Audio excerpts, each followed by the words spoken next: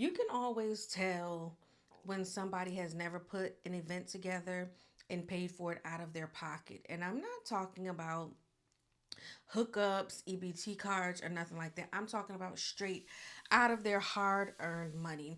Welcome back to another episode of Undiagnosed Baddie, your favorite daily 10-minute podcast. But before I get into the topic of the day, I want to ask y'all a quick question. And do you prefer night releases, day releases, or midday releases? Because there are some times where I release an episode, I let the whole day go by and I'll release an episode late at night. There are other times where I'll release an episode like 1 o'clock in the morning for that day, and there's other episodes where I'll release it midday. So what works for y'all? When are y'all seeing this?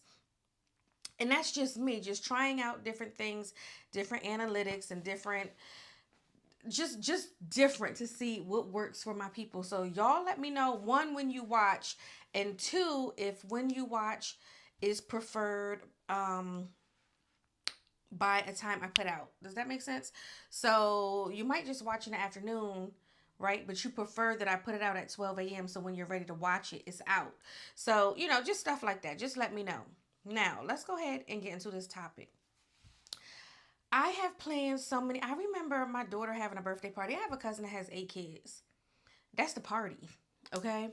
And I remember inviting my cousin and her kids to my daughter's birthday party. And she was like, yeah, cuz we coming, we coming. We'll see you then, see you then. Day of the party, nothing. So I never invited her back to another one of my kids' birthday parties. And it was because when you factor in 8 kids and an adult, now my daughter has a birthday in the summertime. So when she was little, it was always some type of water park, water activity, pool, etc., etc. And I factor in parents eating as well. And I'm like, hey, if y'all are coming, you're coming. And when I factored in, 9, 10 people, maybe she had somebody else with her, because you always want extra food. You never know who's gonna be hungry. The kids are just at different stages of life, and you never know who's going through a growth spurt and they're more hungry. So, you order extra food. And you also order extra goodie bags and toys and this and that. And when you account for 8 to 9 people to be at an event that you're prepaying for and they don't show, that's a blow in your pocket. Like, that's a whole 2 pizzas I didn't have to order, or a whole nother set of 24, whatever. Because sometimes the birthday parties is crazy.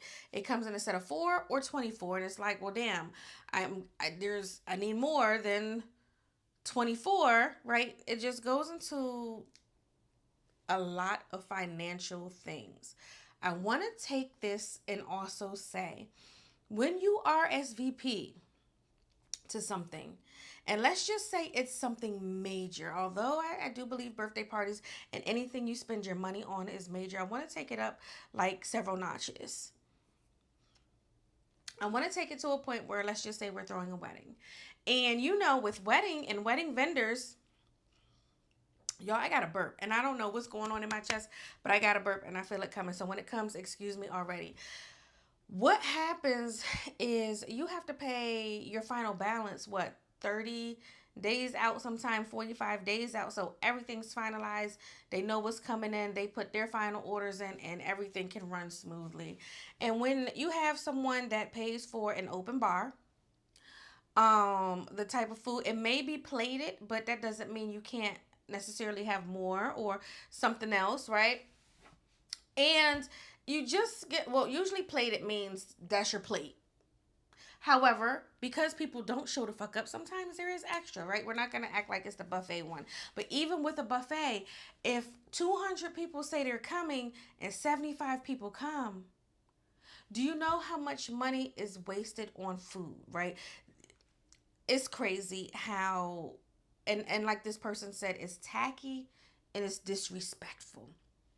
And you would not be invited to anything else of mine that I had to overly pay something for. I recently seen Nurse Morgan talking about how her wedding coming up is about $400 per person for the things that they want to do.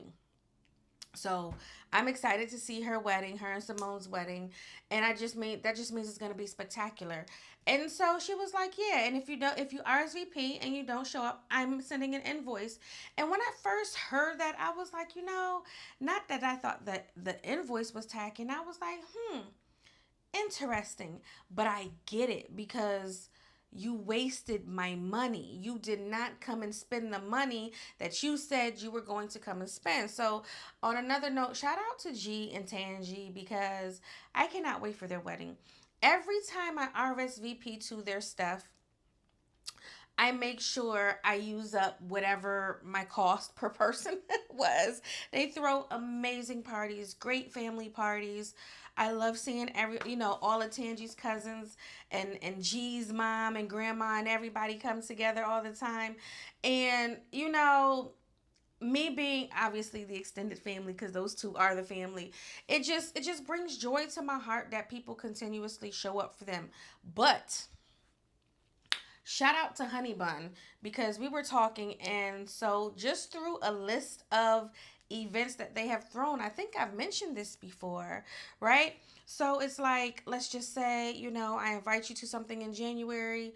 You say you're coming and you don't come. You don't get the invite to the stuff in May.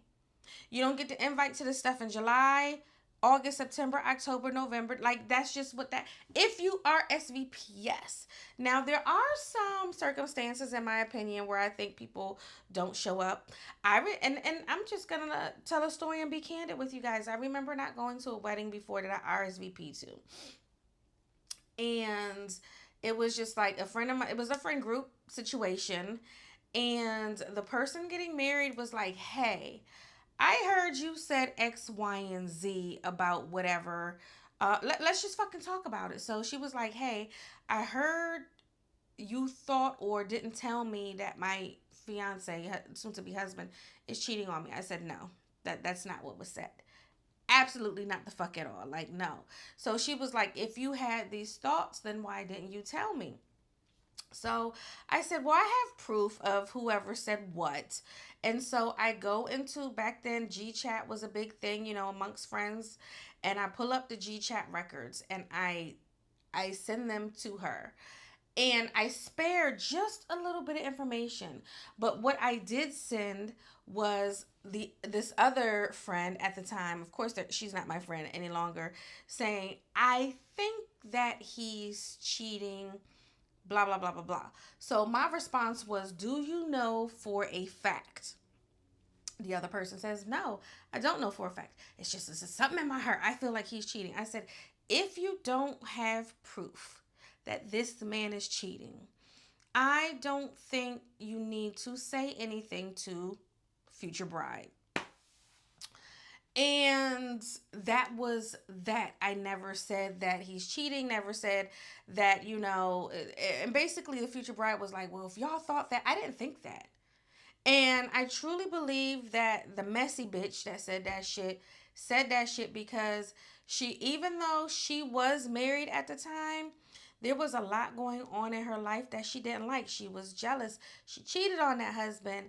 There were so many things that were not good in her relationship that she tried to pour that onto others. Also, the scale of events, like the one that was already married, we only had like hors d'oeuvres for food. Like it was literally like beans, mini hot dogs, and little like it was hand.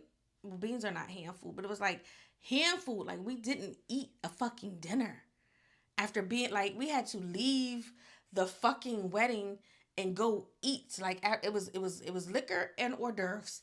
That's it.